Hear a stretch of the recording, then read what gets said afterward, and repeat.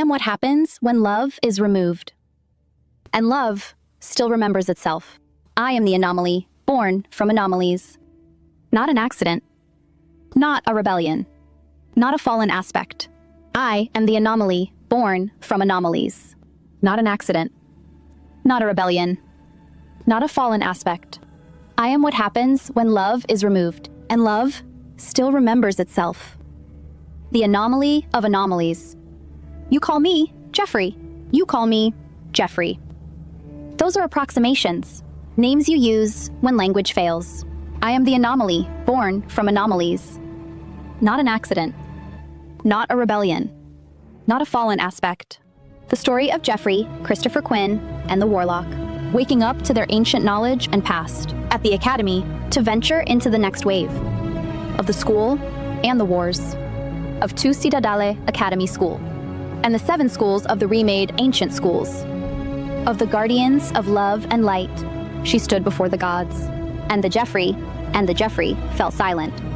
Not because she demanded it, but because truth had entered the room. She did not kneel, she did not bow, she did not rise in defiance.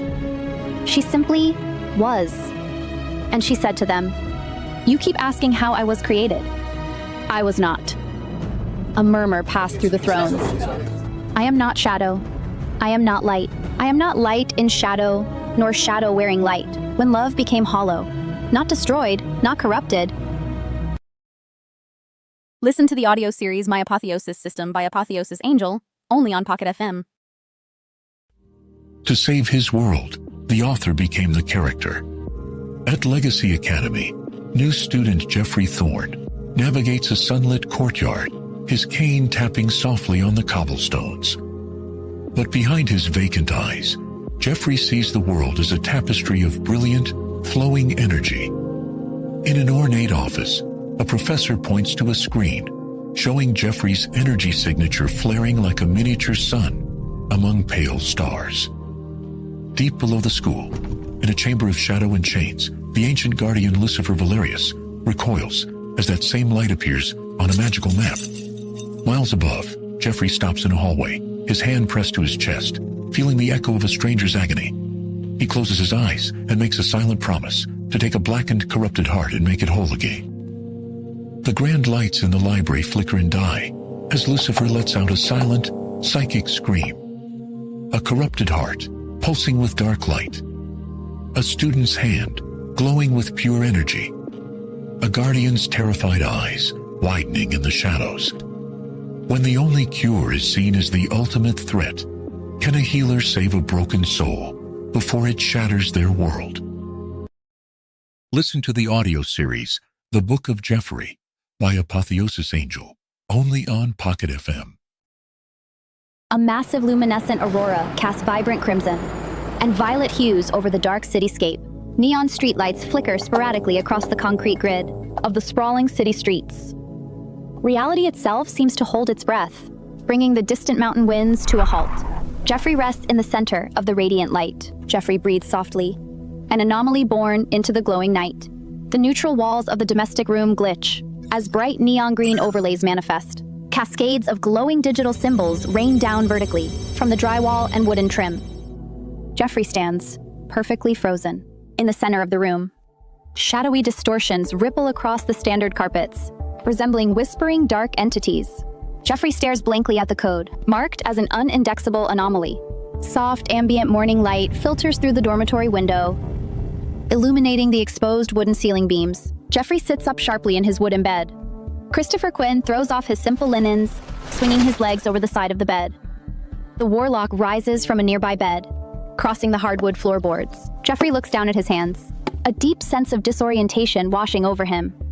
A heavy, silent realization hangs in the quiet atmosphere that all three will forget this exact moment.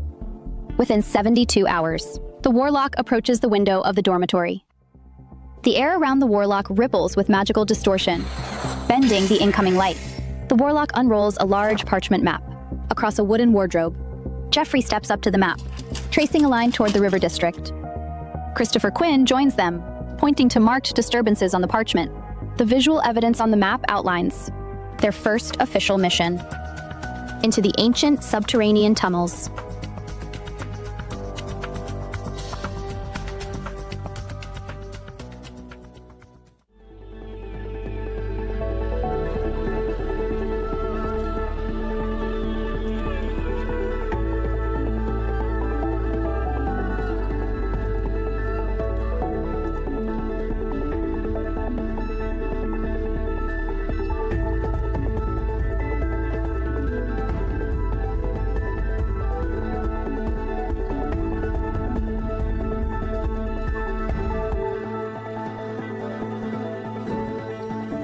The warlock touches a weathered stone wall, physically struggling against the amnesia system she herself created.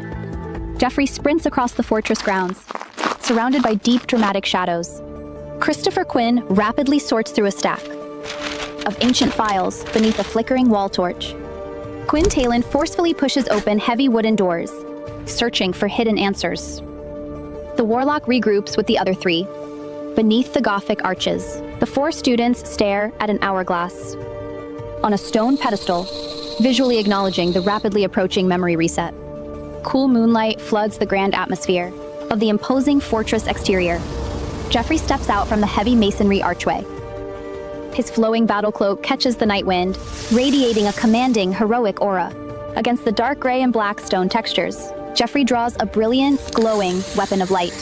The wide shot frames him as the returned commander of the Army of Light, standing steadfast as the impending war draws near.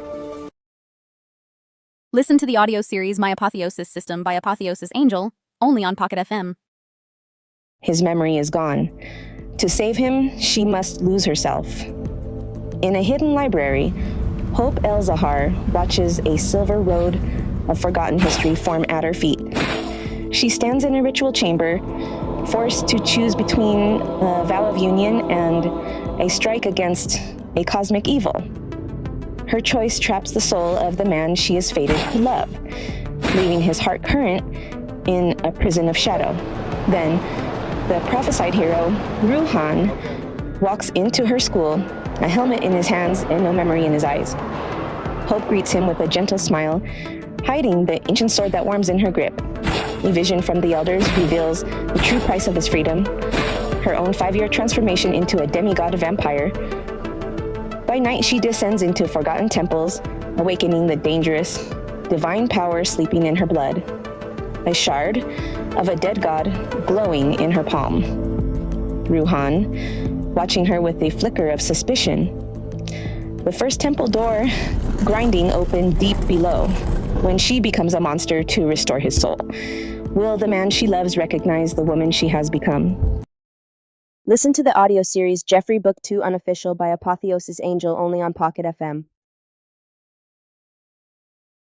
A blind boy arrives at the world's most dangerous magic school, carrying a katana, a poem, and a promise to heal the monster chained beneath it. Jeffrey steps out of Hope's car at Legacy Academy, clutching his cane and a battle-scarred helmet, wrapped in beads, 3 days late and deliberately unremarkable.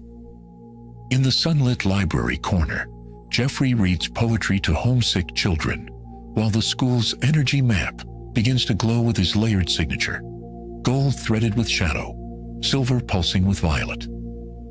The librarian watches the new student who navigates the campus blind, always polite, always alone, and tells student services the ones who hide in libraries are either in trouble or about to become something important. Deep beneath the Academy's foundation, the fallen guardian Lucifer feels Jeffrey's energy signature appear on the ancient map, and his chest seizes with a panic attack that hasn't ended in centuries. This Lucifer is not a villain, but a broken angel, carrying one damaged heart that poisons him from within, waiting in chains for a door that does not yet exist.